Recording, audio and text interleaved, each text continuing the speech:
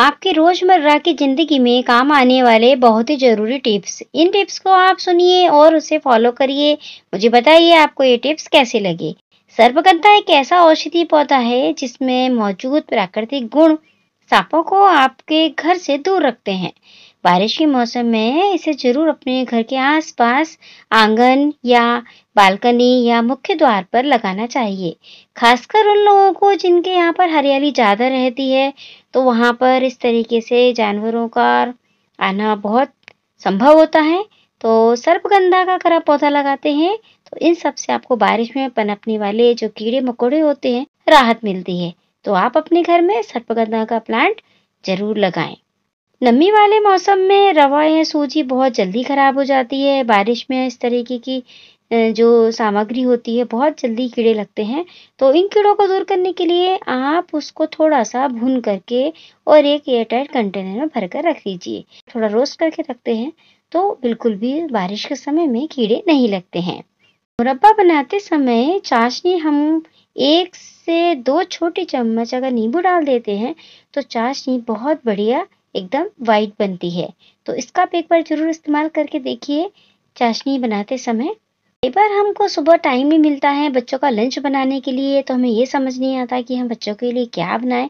तो इसके लिए हमको शाम को ही तैयारी करके रख लेना चाहिए कि हम सुबह बच्चे को ब्रेकफास्ट में क्या रखेंगे। किचन में हम सबके बर्तन का एक स्टैंड होता ही है, लेकिन अगर उस स्टैंड में अगर बर्तन अगर ढंग से जमे ना हो तो वो बिखरे हुए दिखते हैं। तो आप ये ध्यान रखें कि जब भी मैं बर्तनों को जमाते हैं तो आप क्रॉकरी का सामान अलग ब्लॉक में रखें और आप कटोरी ग्लास अलग ब्लॉक में रखें, जिससे आपको निकालने में बहुत ही आसानी होगी। कबर्ड पर अगर हम रोज साफ नहीं करेंगे तो वो कबर्ड एकदम चिटचिट हो जाते हैं। तो इसके लिए आपको ये रखना है कि रोज एक कपड़ा अलग से कर लीजिए और उस कपड़े को आप पूरा किचन का काम होने के बाद में उस पर एक बार जरूर उससे आप साफ कर लें, ताकि आपके कबर्ड हमेशा बिल्कुल आपको क्लीन मिलेंगे।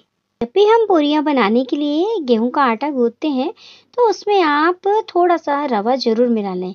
रवा या चावल का आटा जो भी हो, उससे पूरियां बहुत ही सॉफ्ट बनती हैं।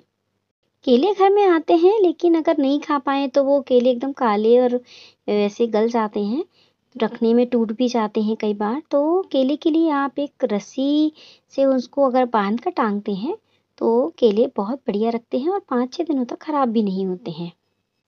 अक्सर हम किचन में काम करने के लिए कपड़े का इस्तेमाल करते हैं, संडसी का इस्तेमाल करते हैं या किसी और चीज का इस्तेमाल करते हैं। तो अगर हम संडसी का इस्तेमाल करते हैं तो उसे हमें बिल्कुल साफ रखना चाहिए, क्योंकि जिस भी सामान को हम उस संडसी से पकड़ते हैं उसमें कुछ ना कुछ गंदगी उसमें लग जाती है। अगर उसे हम साफ करके नहीं रखेंगे तो वो गंदगी दूसरे सामान में भी लग जाती है। तो इस चीज का आप बिल्कुल ध्यान रखें। संडसी से कोई भी चीज उठाएं या जिस कपड़े से उठाएं उस कपड़े को आप बिल्कुल साफ रखें। अक्सर हमने देखा है कि फ्रिज में इतना सारा सामान हम रख देते हैं, स्टील के बर्तन रखते हैं, तो स्टील के बर्तन जो होते हैं वो सारी ठंडक एब्जॉर्ब करते हैं और ऊपर सारी बर्फ इकट्ठी होती जाती है हमारे फ्रीजर के अंदर। तो फ्रीजर इतना भर जाता है कि हम उसमें से बर्फ निकालने के लिए भी दिक्कत होती है। तो ऐसा करने के लिए आप कम से कम सामान को फ्रिज में रखें। प्लास्टिक के जो कंटेनर होते हैं, अच्छे वाले प्लास्टिक के कंटेनर जो होते हैं वो आप इस्तेमाल करिए, ताकि उसमें बर्फ कम जमे। कम सामान रहेगा तो हमारा फ्रीजर बिल्कुल सेफ रहेगा, उसमें ज़्यादा बर्फ नहीं जमेगी। तो इस चीज़ का आप ध्यान रखिए कि फ्रिज के अंदर जो जरूरी सामान है वही रखिए, बाकी आपका फ्रिज साफ रखा रहे।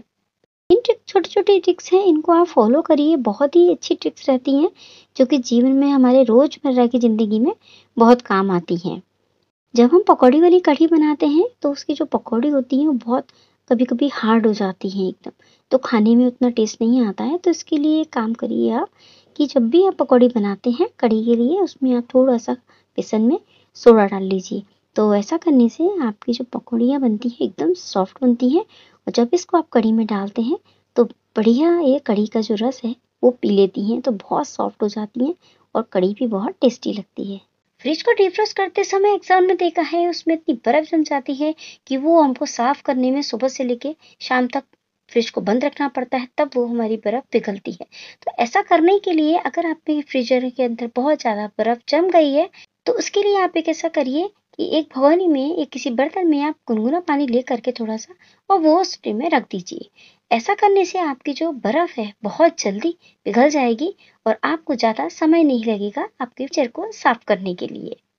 जब भी आप फ्रिज के अंदर कोई भी सामान रखते हैं, सब्जी है या कुछ ग्रेवी वगैरह है, तो फ्रिज में स्मेल आने लगती है, जिसके कारण कभी-कभी हम जैसे दूध होता है उसकी चाय बनाते हैं तो उसमें भी स्मेल आने लगती है। तो इसके लिए आप क्या करिए, आधा नींबू काट कर अगर आप फ्रिज के अंदर रख देते हैं तो जैसे दही की स्मेल है या किसी और चीज़ की स्मेल जो होती है, सब्जी की स्मेल है, वो आपके फ्रिज में नहीं आती है। साबुन के बट्टे हम जब इस्तेमाल करते हैं तो छोटे-छोटे टुकड़े बच जाते हैं। अक्सर हम उन टुकड़ों को या तो ऐसे ही फेंक देते हैं या घर में ऐसे ही पड़े रहते हैं कहीं-कहीं। तो आप ऐसा ना करिए, एक मोजा लीजिए पुराना, जो मोजे होते हैं खराब हो जाते हैं, उस मोजे में उन टुकड़ों को डालते जाइए। इससे आप छोटी-छोटी चीज़ें साफ कर सकते हैं। जैसे बहुत सी चीज़ें हैं जिसमें हम उसका इस्तेमाल कर सकते हैं, तो हमारा एक तरीके से साबुन वेस्ट होना बच जाता है। अक्सर हम पूड़ी वगैरह तलते हैं तो पूड़ी पर बाहर तेल आने लगता है। मतलब जब हम पूड़ी सेक कर रखते हैं तो उसमें तेल आने लगता है। तो उसकी आज मैं आपको बहुत बढ़िया ट्रिक बता रही हूँ कि जब आप पूड़ी सेकते हैं तो दूसरी पूड़ी जो होती है उससे आप थोड़ा सा तेल को पोंछ लिया करिए। तो जब आप पूड़ी ठंडी होगी सेकने वाली पूड़ी तो उसमें बिल्कुल भी आपका तेल दिखेगा नहीं।